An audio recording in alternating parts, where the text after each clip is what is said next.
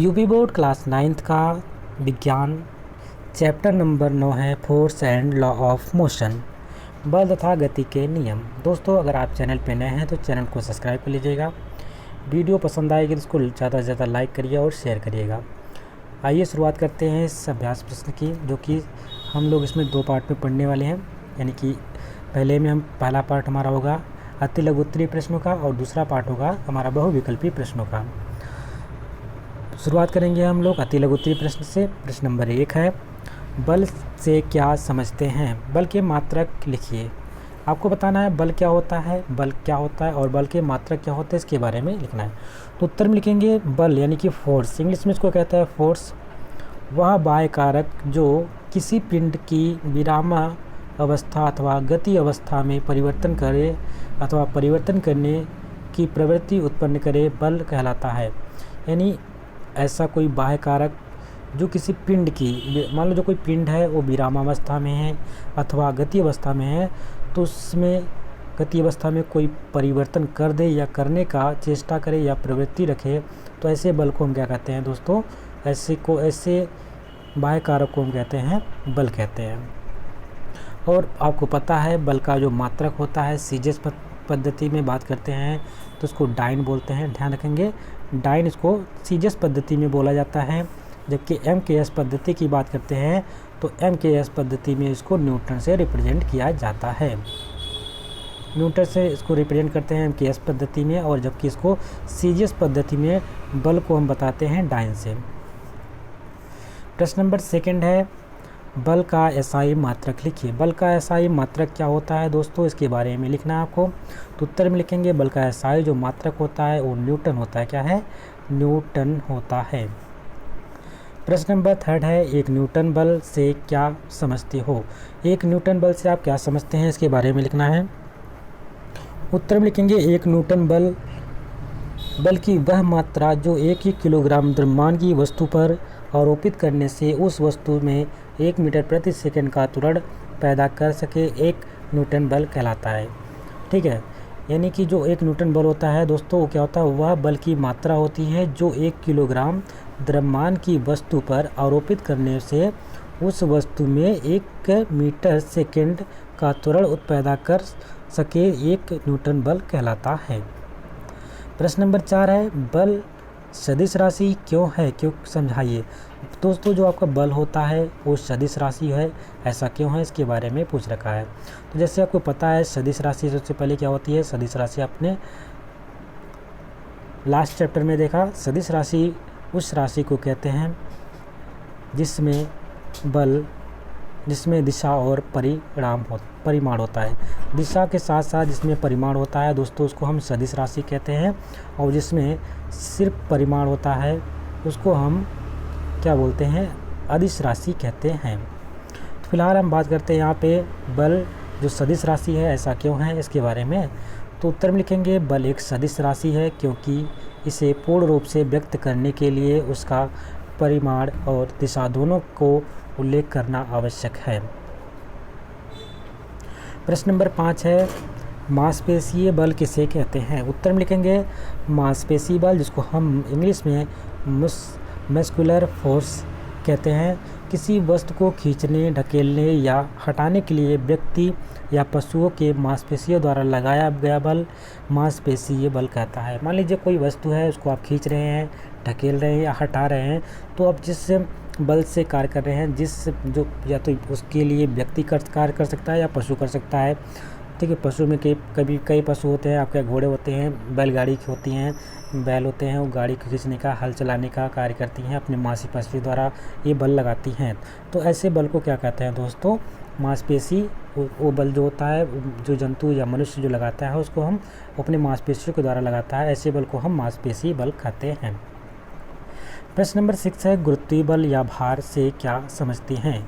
उत्तर में लिखेंगे गुरुत्वीय बल या भार, जिसको ग्रेविटेशनल फोर्स और वेट कहते हैं, किसी वस्तु को पृथ्वी जितने बल से अपने केंद्र की ओर खींचती है उस बल को उस वस्तु का गुरुत्वीय बल या भार कहते हैं। जो कोई वस्तु है जिसको पृथ्वी अपने जितने भी बल से अपनी ओर खींचती है वो जो बल होता है दोस्तों, उसी बल को हम गुरुत्वीय बल या भार कहते हैं, ध्यान में रखेंगे। प्रश्न नंबर 7 है, प्रत्यानयन बल किसे कहते हैं? प्रत्यानयन बल की अगर बात करते हैं तो इसको इंग्लिश में कहते हैं रिस्टोरिंग फोर्स। ठीक है, जैसे कि आपने रबड़ को खींचा फिर छोड़ दिया तो क्या अपने पुनः स्थिति में आ जाता है, इसको हम बोलते हैं रिस्टोरिंग फोर्स या प्रत्यानयन बल कहते हैं। तो उसमें जो वर्क करता है उस रबड़ में, इसमें इसलिए इसका आंसर इस प्रकार से लिखेंगे, यदि किसी वस्तु को उसकी माध्यम स्थिति से विस्थापित किया जाए तो उस पर एक ऐसा बल लगता है जो उसे माध्यमान स्थिति में लाने का प्रयास करता है। इस बल को प्रत्यानयन बल कहते हैं। जैसे मान लीजिए आपने रबड़ लिया, रबड़ इतना बड़ा था, उसको आपने खींचा तो यहाँ बीच में इसमें उसके स्ट्रेचेस आ गए, लेकिन जैसे ही छोड़ दिया फिर उससे वो अपने पुनः पुरानी स्थिति में आ गया, यानी फिर से वो माध्यमान स्थिति में पहुँच गया। तो ऐसी बल को हम क्या कहते हैं दोस्तों? प्रत्यानयन बल कहते हैं, रीस्टोरिंग फोर्स कहते हैं। या आपको उसमें देखने को भी मिल सकता है, स्प्रिंग होता है, स्प्रिंग में भी यही वो लगता है। प्रश्न नंबर 9 है, तनाव बल से क्या समझते हैं? जब टेंशन की बल की बात कर रहा है यहाँ पे, तो उत्तर में लिखेंगे दोस्तों तनाव बल या टेंशन। किसी वस्तु को डोरी या जंजीर द्वारा बांधकर लटकाने, खींचने या घुमाने पर डोरी या जंजीर में उत्पन्न हुआ बल तनाव बल कहता है। यदि आप किसी वस्तु को डोरी से या जंजीर द्वारा बांध करके या लटकाते हैं, खींचते हैं या घुमाते हैं, तो जो डोरी में या जंजीर में उत्पन्न जो बल होता है दोस्तों, उसको बोलते हैं तनाव बल कहते हैं, यानी टेंशन बल, टेंशन फोर्स कहते हैं। प्रश्न नंबर 10 है, प्रतिक्रिया बल से क्या समझते हैं? प्रतिक्रिया बल की बात करते हैं तो यहाँ पे रिएक्शन फोर्स की इसको कहते हैं इंग्लिश में। और किसी वस्तु पर बल लगाने पर लगाए गए बल के विपरीत दिशा में वस्तु द्वारा कारक वस्तु पर लगाया गया बल प्रतिक्रिया बल। मान लीजिए कोई वस्तु है, आप उसको बल से खींच रहे हैं, जितने बल से आप उसको खींच रहे हैं उतने बल से वो भी आपकी तरफ प्रतिक्रिया बल लगाता है। अगर आपका बल ज़्यादा हो जाता है तो वस्तु आपकी तरफ खिंचा जाता है, यदि आपका बल नहीं ज़्यादा हो पाता, उसके इक्वल रहेगा, तो वो नहीं कि आप उस वस्तु को नहीं खींच पाएंगे या धकेल नहीं पाएंगे। तो क्योंकि ये जो बल होता है ये हमारी प्रतिक्रिया बल होती है, या इसको हम इंग्लिश में कहते हैं रिएक्शन फोर्स। ठीक है। प्रश्न नंबर 11 है, चुंबकीय बल से क्या समझते हैं? उत्तर में लिखेंगे चुंबकीय बल यानी कि मैग्नेटिक फोर्स। चुंबकीय ध्रुव द्वारा अन्य चुंबकीय ध्रुव या चुंबकीय वस्तु पर लगने वाला बल चुंबकीय बल कहलाता है। दोस्तों ध्यान में रखेंगे, चुंबकीय बल जो कि मैग्नेटिक फोर्स होता है, चुंबकीय ध्रुव द्वारा अन्य चुंबकीय ध्रुव है। जैसे कि हमको पता है जो चुंबकीय ध्रुव होते हैं, एक चुंबक होता है, उसमें नॉर्थ और साउथ पोल दो होते हैं। ठीक है, नॉर्थ और साउथ पोल होते हैं। तो ये क्या करते हैं, जो नॉर्थ और साउथ पोल होते हैं, एक विपरीत जो ध्रुव होते हैं, दो ध्रुव होते हैं, एक नॉर्थ का होता है, एक साउथ का ध्रुव होता है। तो ये जो विपरीत होते हैं, अगर नॉर्थ है इसके तो इसके पास क्या होना चाहिए, साउथ होना चाहिए। तो नॉर्थ और साउथ एक दूसरे को आकर्षित करते हैं, यानी कि विपरीत जो ध्रुव होते हैं एक दूसरे को आकर्षित करते हैं, जबकि सेम जो होते हैं ये क्या करते हैं, दूसरे को प्रतिकर्षित करते हैं। तो यहीं पे कह रहा है कि चुंबकीय ध्रुव द्वारा अन्य चुंबकीय ध्रुव या चुंबकीय वस्तु पर लगने वाला बल चुंबकीय बल कहलाता है। या तो आप चुंबकीय वस्तु जैसे कि लोहा है, लोहा को भी आपको चिपकाते हैं, उसमें भी कोई बल होता है, या दो चुंबक आसपास ले जाएंगे तो उसके अन्य ध्रुव के मतलब विपरीत ध्रुव को आसपास ले जाएंगे तो उनके बीच में जो बल लगता है उसको हम बोलते हैं चुंबकीय बल कहते हैं। प्रश्न नंबर 12 है, विद्युत बल से क्या समझते हो? उत्तर में लिखेंगे विद्युत बल यानी कि इलेक्ट्रिक फोर्स की बात कर रहा है। इसमें लिखेंगे विद्युत आवेश द्वारा अन्य आवेश या वस्तुओं पर लगने वाला बल विद्युत बल कहलाता है। सेम जैसे आपका चुंबक में काम करता है, उससे आपको आवेश में भी चार्ज होते हैं, कौन सा है, एक नेगेटिव चार्ज होता है, एक पॉजिटिव चार्ज होता है। तो क्या करते हैं, इसमें विद्युत आवेश द्वारा अन्य आवेश का, ठीक है, जो विद्युत आवेश है या और अन्य आवेश होता है, उनके बीच में जो वस्तुओं के बीच में लगने वाला बल होता है वो क्या होता है दोस्तों, विद्युत बल कहलाता है। प्रश्न नंबर 13 है, विद्युत चुंबकीय बल से क्या समझते हो? उत्तर में लिखेंगे विद्युत चुंबकीय बल जो कि इलेक्ट्रोमैग्नेटिक फोर्स होता है, इंग्लिश में इसको कहते हैं। धारावाही चालकों द्वारा चुंबक अथवा चुंबक द्वारा धारावाही चालकों पर लगने वाला बल विद्युत चुंबकीय बल कहलाता है। नाभिकीय बल से क्या समझते हो? उत्तर में लिखेंगे नाभिकीय बल जिसको हम इंग्लिश में बोलते हैं न्यूक्लियर बल, न्यूक्लियर फोर्स। परमाणु के नाभिक के घटकों के मध्य लगने वाला बल नाभिकीय बल कहलाता है। जो परमाणु का नाभिक होता है दोस्तों, और नाभिक के घटकों के मध्य जो लगने वाला बल होता है वो हमारा नाभिकीय बल कहलाता है। नाभिकीय रिएक्टर की अगर हम बात करते हैं तो नाभिकीय रिएक्टर में हमारा क्या होता है, इलेक्ट्रॉनों की बमबारी कराई जाती है और उसमें क्या होता है, हमारा ईंधन के रूप में थोरियम का इस्तेमाल करते हैं।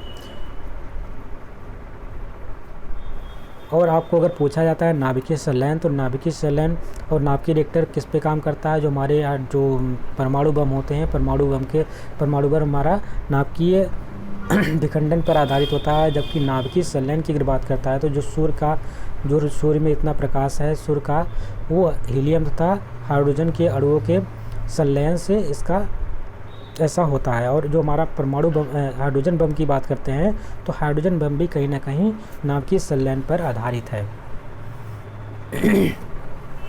क्वेश्चन नंबर 15 है, असंतुलित बल किसे कहते हैं। उत्तर में लिखेंगे असंतुलित बल, जिसको अनबैलेंस्ड फोर्स इंग्लिश में कहा जाता है, वे बल जो किसी वस्तु पर लगाने से उस वस्तु की गति में परिवर्तन कर दे, असंतुलित बल कहलाते हैं।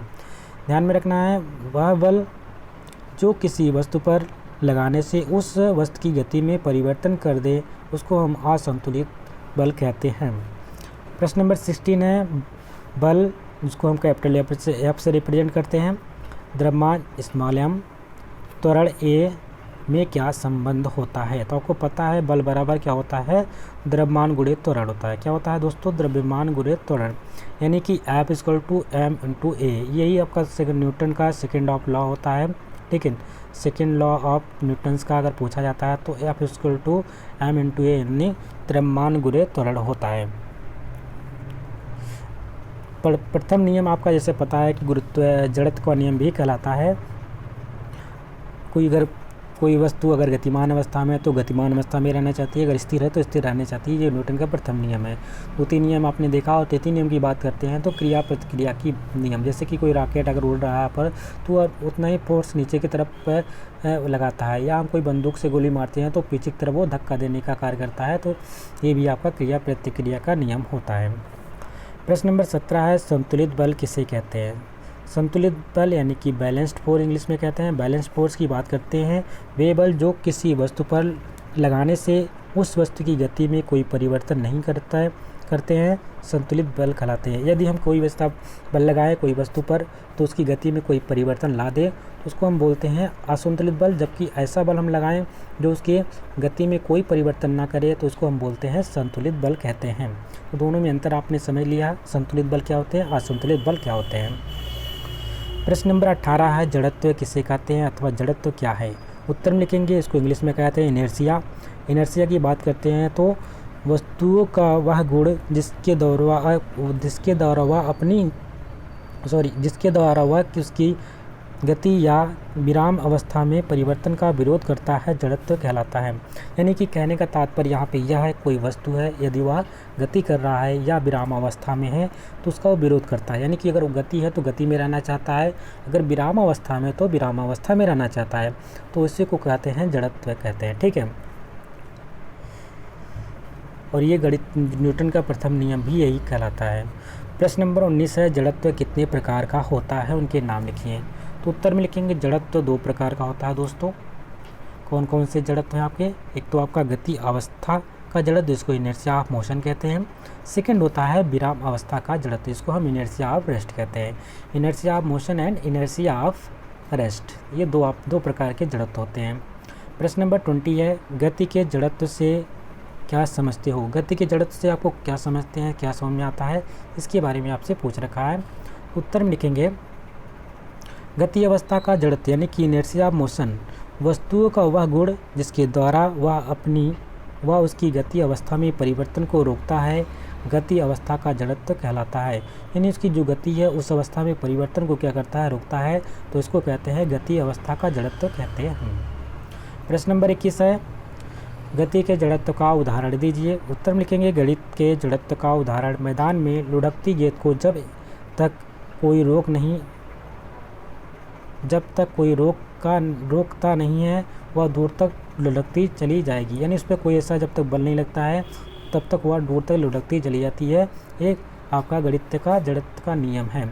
अब रोकने का कार्य कौन सा होता है, या तो मंदम हो जाए, धीरे धीरे जा करके अपने आप रुक जाए, उसके लिए भी क्या कौन सा बल कार्य करता है, फ्रिक्शन, यानी कि आपका जो फ्रिक्शन होता है, फ्रिक्शन की वजह से वो रुकती है, या उस पर फ्रिक्शन लगाया इसकी वजह से रुकी है। अगर वो फ्रिक्शन नहीं होती तो वो कभी रुकने का चेष्टा नहीं करती।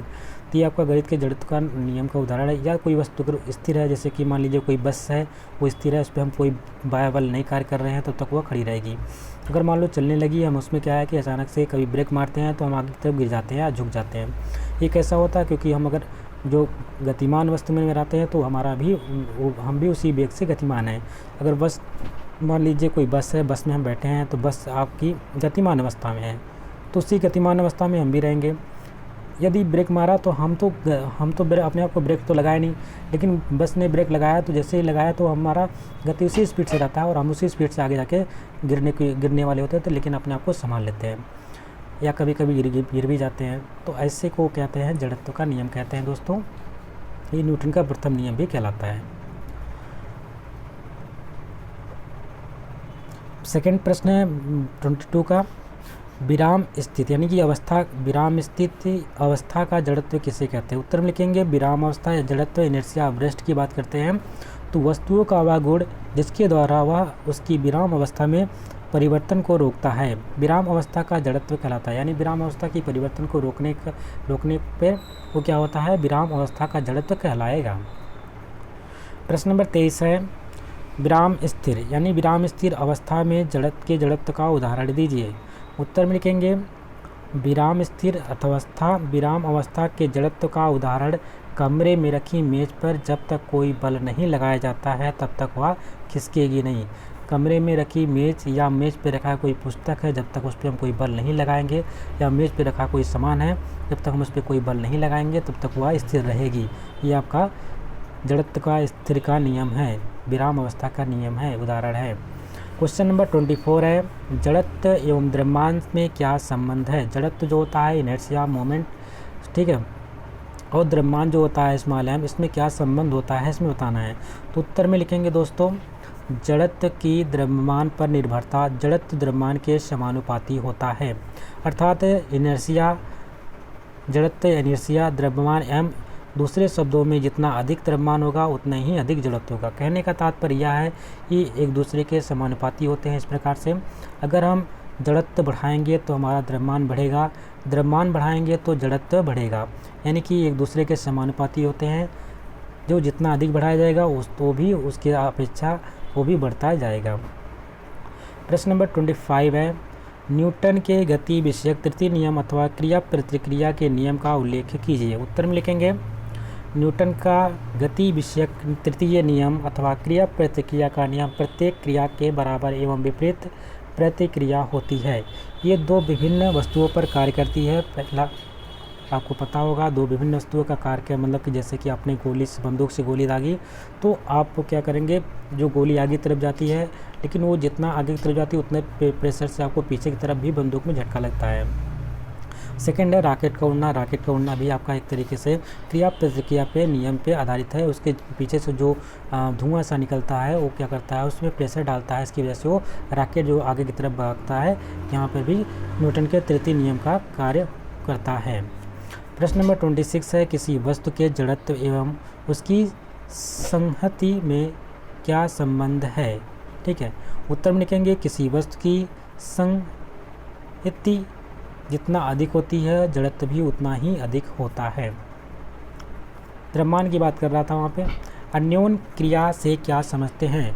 उत्तर में लिखेंगे अन्योन्य क्रिया यानी कि म्यूचुअल एक्शन, जब कोई वस्तु किसी दूसरी वस्तु पर बल लगाकर उसे प्रभावित करती है तो पहली तथा दूसरी वस्तु के बीच होने वाली क्रिया अन्योन्य क्रिया कहलाती है। ध्यान में रखेंगे, अन्योन्य क्रिया वह होती है जब कोई वस्तु किसी दूसरी वस्तु पर बल लगाकर उसे प्रभावित करती है तो पहली तथा दूसरी वस्तु के बीच होने वाली जो क्रिया होती है दोस्तों, मान लीजिए कोई वस्तु है, उस वस्तु से आपने दूसरी वस्तु पर कोई कार्य किया तो उनके बीच में कोई ना कोई क्रिया तो होगी। तो ये जो क्रिया होती है उनके दोनों के बीच में, ठीक है, उसी को हम बोलते हैं अन्योन्य क्रिया कहते हैं।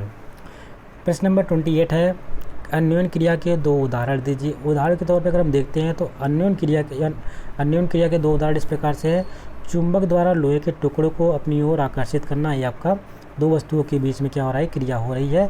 और जो इनके दोनों के बीच में चुंबक है, जब उसको पास में ले जाता है, मान लीजिए बुरादे हैं ढेर सारे, ये चुंबक है, ठीक है। चुंबक को हम पास में ले जाते हैं तो क्या आती है, दूसरे के आप चिपक जाती हैं। इनके बीच में कोई क्रिया होती है, इन क्रिया को हम अन्योन क्रिया कहते हैं। सेकंड है कांच का आपस में टकराना। जो कांच का आपस में टकराता है, ये भी कहीं ना कहीं दो वस्तुएं हैं जो टकराती हैं कांच, और ये इसमें के बीच में कोई क्रिया होती है और हमारी अन्योन क्रिया ही होती है। प्रश्न नंबर 29 है, घर्षण से आप क्या समझते हैं, यानी कि फ्रिक्शन की बात कर रहा है। फ्रिक्शन उत्तर में लिखेंगे, खुरदरी सतह पर गतिमान वस्तु पर लगने वाले गति विरोधी बल को घर्षण बल या घर्षण कहते हैं। यानी कि कहने का तात्पर्य है, खुरदरी सतह पर गतिमान वस्तु, कोई खुरदरी सतह है, रफ एरिया है, उस पर अगर कोई वस्तु गति कर रही है तो उस पर नीचे से कोई बल कार्य करता है, उसी बल को हम दोस्तों क्या कहते हैं, उसको रोकने का प्रयास करती है, उस बल को हम क्या कहते हैं, घर्षण बल कहते हैं या घर्षण कहते हैं। अगर ये घर्षण बल ना हो, फ्रिक्शन ना हो दोस्तों, क्या होगी, तो कोई भी वस्तु रुकेगी नहीं, और हम अगर घर्षण ना हो तो हम पृथ्वी पे चल भी ना पाएँ, बहुत तेज़ फिसल जाएंगे, हम मतलब खड़े नहीं पाएंगे, एक तरीके से कहने का, चलने का तो बहुत दूर की बात होगी। तो घर्षण भी हमारे जीवन में बहुत ही उपयोगी होता है, जिसकी वजह से हर चीज़ जो होती है वो गतिमान होती है। अगर ज़्यादा चिकनी होती है तो उस पर हम नहीं चल पाते। मान लीजिए कोई ऐसा फर्श हो जहाँ पे आपको चलना, जैसे कि बहुत अब कुछ ऐसे टाइल्स हैं बहुत ही फिसलन टाइप होते हैं, या काई लग जाती है तो आप उस पर जैसे पहुँचते तो फिसल जाते हैं, तो वहाँ पे जो होता है घर्षण बिल्कुल कम हो जाता है, इसकी वजह से अब ऐसा होता है। तो घर्षण भी बहुत ज़रूरी होता है, इसलिए आपको इसको समझ लेना है, घर्षण हमारे जीवन में बहुत ही उपयोगी है। प्रश्न नंबर 30 है, रॉकेट किस सिद्धांत पर कार्य करता है। उत्तर में लिखेंगे, रॉकेट न्यूटन के गति के तीसरे नियम पर कार्य करता है। आपको पता है क्रिया प्रतिक्रिया का नियम आपका न्यूटन का तृतीय नियम कहलाता है, और इसी पे जो रॉकेट आपका होता है इसी नियम पर वर्क करता है, इसी नियम के आधार पर वह आगे की तरफ प्रक्षेपित होता है। प्रश्न नंबर 31 है, एक ट्रक और एक कार। मान लीजिए कोई चीज़ है, एक कार है और एक कोई चीज़ है, वो एक वेग से गतिशील हैं, दोनों एक दूसरे से आमने सामने संघट्ट करते हैं, यानी टकराते हैं तथा कुछ समय बाद दोनों रुक जाते हैं। अगर संघट्ट समय अंतराल 1 सेकंड है तो आपको बताना है कौन सी गाड़ी पर बल का सबसे अधिक प्रभाव पड़ेगा, किस गाड़ी के संवेग में सबसे अधिक परिवर्तन होगा, किस गाड़ी का त्वरण सबसे अधिक होगा। ट्रक वहाँ पे था, ट्रक लिख लीजिएगा। ट्रक की अपेक्षा कार अधिक नुकसान होगा, क्यों। उत्तर में लिखेंगे दोस्तों, कार पर टक्कर का अधिक प्रभाव पड़ेगा, पहली बात। दूसरा है, दोनों ही सवारियों के संवेग परिवर्तन एक समान होंगे रहेगा। कार की गति में उत्पन्न त्वरण का मान अधिक होगा। कार में अधिक क्षति होगी क्योंकि उत्पन्न त्वरण का मान अधिक होने के कारण। तो दोस्तों ध्यान में रखेंगे, कार में अधिक क्षति होती है क्योंकि उसमें उत्पन्न जो त्वरण होता है उसका मान अधिक होता है, इसलिए उसमें अधिक क्षति होती है। और दोनों ही सवारियों को जो संवेग होता है, संवेग परिवर्तन एक समान रहता है, जबकि कार पर टक्कर जो होता है अधिक प्रभाव पड़ेगा कार की टक्कर पर। आइए अब शुरुआत करते हैं अभ्यास प्रश्न के, जो कि बहुविकल्पी प्रश्न है। बहुविकल्पी प्रश्न नंबर 1 है आपका। पहले यहाँ पे पूछ रखा है, निम्नलिखित में कौन संवेग का सही सूत्र है। संवेग का सही सूत्र इसमें पूछ रखा है, पहला आपका P = m/v, दूसरा है m = p/v, तीसरा है B = pm या P = mv²। तो दोस्तों आपको पता होना चाहिए इसका right answer option number A ही आपका ये सही है। P = m/v आपका संवेग का सही सूत्र है। प्रश्न नंबर 2 है, घर्षण हमारे लिए है। पहला है लाभदायक है, दूसरा हानिकारक है, दोनों है या इसमें से कोई नहीं। तो आपको दोस्तों पता है घर्षण हमारे लिए दोनों प्रकार से लाभदायक है, दोनों है, हानिकारक भी है और लाभदायक भी है। लाभदायक क्यों है, क्योंकि हम जानते हैं इसके बगैर हम चल नहीं सकते हैं, कोई वस्तु ट्रैवल नहीं कर आगे बढ़ नहीं सकती है। हानिकारक क्यों है, क्योंकि बहुत सी चीज़ें ऐसी होती हैं घर्षण की वजह से घिस जाती हैं, जैसे कुछ मशीनों के कलपुर्जे होते हैं, अगर इसमें घर्षण ज़्यादा होता है तो ख़राब हो जाती है जल्दी, उसमें क्या करता है हम लुब्रिकेंट लगाते हैं तो उसको घर्षण से बचाने के लिए। तो ये हमारे लिए लाभकारी होती है और हानिकारक है। जैसे भी आपको जानते हैं एक सिक्के के दो पहलू होते हैं, एक तो आपका लाभ होता है, एक हानि होता है। तो कहीं ना कहीं उस प्रकार से आपका विज्ञान है, हर चीज़ के लिए हर चीज़ में आप देखते हैं दो पहलू होते हैं, उससे अगर लाभ हो रहा है किसी चीज़ से तो उससे हानि भी होनी है। उसी प्रकार से यहाँ पे घर्षण भी हमारे जीवन के लिए लाभकारी भी होता है और हानिकारक भी होता है। प्रश्न नंबर 3 है, कार्य करने की क्षमता आती है, कहाँ से आती है? भोजन से आती है, ऊर्जा से आती है, शक्ति से आती है, या ये सभी? तो दोस्तों जो कार्य करने की क्षमता होती है हम तभी कार्य कर पाएंगे जब हमारे अंदर क्या रहेगी? शक्ति रहेगी। ठीक है, अगर हम ऊर्जा रहती है, जब हमारे अंदर ऊर्जा रहेगी, एनर्जी रहती है, तभी तो हम किसी कार्य को कर सकते हैं। और एनर्जी का आने का तात्पर्य कहीं से भी हम भोजन करेंगे तब हमें उनको एनर्जी मिलेगी। तो इसका राइट आंसर जो हमारे कार्य करने की क्षमता होती है दोस्तों क्या कहलाती है? ऊर्जा कहलाती है। ये फार्मूला भी आपका होता है, कार्य करने की जो क्षमता है वो आपकी ऊर्जा कहलाती है, इसलिए इसका 20 द राइट आंसर हो जाएगा। प्रश्न नंबर 4 है, घर्षण कम किया जा सकता है। जो दोस्तों घर्षण यानी फ्रिक्शन होता है उसको हम कैसे कम कर सकते हैं? पहला ऑप्शन है स्नेहक के उपयोग से, दूसरा है पॉलिश करके, तीसरा है बॉल बेयरिंग का उपयोग करके, और चौथा है इन सभी से। तो दोस्तों आप क्या कर सकते हैं? बॉल बेयरिंग का उपयोग कर सकते हैं, या पॉलिश कर सकते हैं, या आप क्या कर सकते हैं? स्नेहक के उपयोग, स्नेहक मतलब वो आपका जो लुब्रिकेंट होता है, जैसे कि आपका ग्रीस व्रीस होता है, उसका उपयोग कर सकते हैं, या इन सभी का जितनी चीज़ें यहाँ पे हैं सबको करके। तो दोस्तों का इसमें सभी आंसर राइट हो जाएगा। इन सभी का हम इस्तेमाल करके घर्षण कम कर सकते हैं। स्नेहक का उपयोग करेंगे तो आपका कहीं ना कहीं घर्षण कम होगा, पॉलिश करके भी आप कर सकते हैं, बॉल बेयरिंग लगाकर तो आप घर्षण को कम करते ही करते हैं, और साथ ही साथ आप इन सब चीज़ों को इस्तेमाल करते हैं। क्वेश्चन नंबर 5 है, किसी वस्तु पर बल आरोपित होने पर क्या होता है? पहला ऑप्शन है उसकी गति बदल जाती है, उसकी गति की दिशा बदल सकती है, उसका आकार बदल सकता है, उपयुक्त में से कोई नहीं। कोई वस्तु है उस पर हम कोई बल आरोपित करते हैं तो क्या होगा? उसकी गति बदल सकती है, या गति की दिशा बदल सकती है, या उसका आकार बदल सकता है, या उपयुक्त में से कोई नहीं। कौन सा इसका राइट आंसर होगा? तो दोस्तों यहाँ पे इसका जो राइट आंसर हो जाएगा उपयुक्त में से कोई नहीं। ना तो उसकी गति बदल सकती है, ठीक है, गति की दिशा भी बदल नहीं सकती है, और ना तो उसका आकार बदल सकता है। प्रश्न नंबर 6 है, बल का मात्रक होता है। बल का मात्रक क्या है? पहला ऑप्शन है जूल, दूसरा है किलोग्राम मीटर प्रति सेकंड स्क्वायर, तीसरा है मीटर प्रति सेकंड स्क्वायर, चौथा है मीटर प्रति सेकंड स्क्वायर।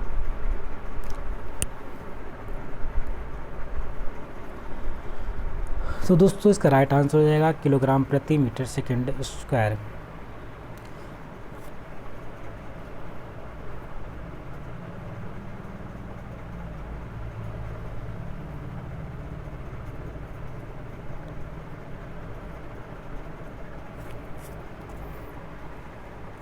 प्रश्न नंबर 7 है, किलोग्राम द्रव्यमान की वस्तु का भार होता है।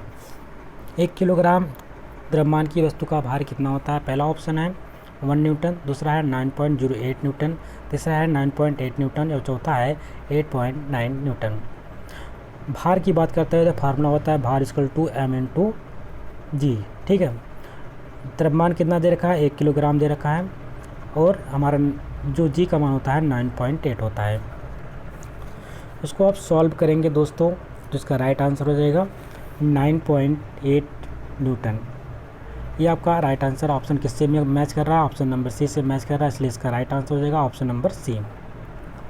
प्रश्न नंबर 8 है, यदि वस्तु का द्रव्यमान m, वेग v, त्वरण a और लगने वाला बल F है तो उनके बीच में संबंध बताना है। पहला ऑप्शन है a इक्वल टू F/a। उसको इससे आपको फार्मूला जो होता है F इक्वल टू m/a होता है, ये आपका संबंध होता है। अब आपको यहाँ पे बताना है इसमें से कौन सा सही है। ठीक है, अगर आप यहाँ पे a को एक साइड में रखेंगे तो F/a हो जाएगा। आपका option number A is the right answer हो जाएगा, और पहला ही आपका ऑप्शन बिल्कुल करेक्ट है। अगर आप कोई इधर आने देंगे तो क्या हो जाएगा? F/m बनेगा। ये आपका संबंध बन रहा है, किस में मैच कर रहा है? पहले ऑप्शन से मैच कर रहा है, इसलिए इसका राइट आंसर पहला हो जाएगा। यदि वस्तु का द्रव्यमान m है, वेग v है, त्वरण a है तो संवेग क्या होगा? अब इसमें संवेग की बात पूछा, सबसे पहला प्रश्न आपका यही था, इसमें संवेग में ही पूछा गया था। तो इन दोनों में संबंध क्या होता है दोस्तों? P इक्वल टू m/v, ये आपका संवेग का फार्मूला होता है, और किससे मैच कर रहा है? ऑप्शन नंबर बी से मैच कर रहा है, इसलिए 9th का जो राइट आंसर हो जाएगा वो हो जाएगा P इक्वल टू m/v, ये आपका संवेग का फार्मूला है।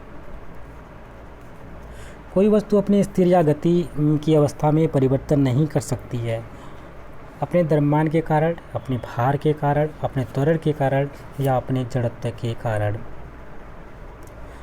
तो दोस्तों आपको पता है अपने जड़त्व के कारण कोई वस्तु होती है गतिमान, स्थिर या गतिमान अवस्था में परिवर्तन नहीं कर सकती जब तक उस पर कोई बाह्य बल नहीं लगता है। इसलिए इसका राइट आंसर हो जाएगा ऑप्शन नंबर डी, अपने जड़त्व के कारण वो ऐसा होता है। प्रश्न नंबर 11 है, बल के परिमाण का परिकलन डैश डैश डैश कर सकते हैं। पहला ऑप्शन है न्यूटन के गति के प्रथम नियम द्वारा, दूसरा है न्यूटन के गति के द्वितीय नियम द्वारा, तीसरा है न्यूटन के गति के तृतीय नियम द्वारा या उपयुक्त तीनों के द्वारा। इसका राइट आंसर हो जाएगा option number B is the right answer है। न्यूटन की गति के द्वितीय नियम के द्वारा हम क्या कर सकते हैं, बल के परिमाण का परिकलन कर सकते हैं। जैसे कि आपको पता है F=m/a होता है, ठीक है, ये न्यूटन का द्वितीय नियम होता है और इसमें हम बल के परिमाण का परिकलन कर सकते हैं न्यूटन के द्वितीय नियम से। प्रश्न नंबर 12 है, चलती बस में से उतरने पर आगे की ओर गिरने की व्याख्या खाली स्थान की जा सकती है। पहला ऑप्शन है न्यूटन की गति के प्रथम नियम द्वारा, दूसरा है न्यूटन की गति के द्वितीय नियम द्वारा, तीसरा है न्यूटन की गति के तृतीय नियम द्वारा या उपयुक्त तीनों द्वारा।